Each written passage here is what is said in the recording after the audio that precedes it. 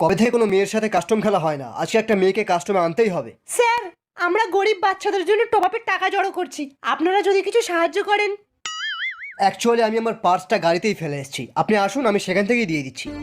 আসুন। Follow me. মানে ঢোক সালি আগে। Help me.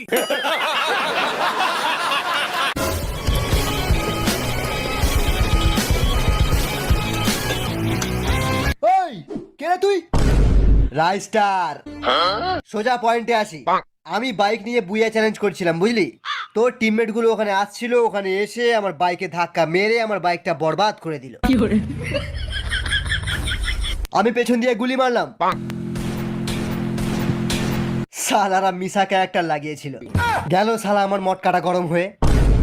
তারপর পেছন পেছন দৌড়ে এসে দেখি এখানে একটা স্কোয়াড নয়, 2-3টে স্কোয়াড মিলে ক্যাম্পিং করছে। হ্যাঁ, সে করছে করুক, আমার কি?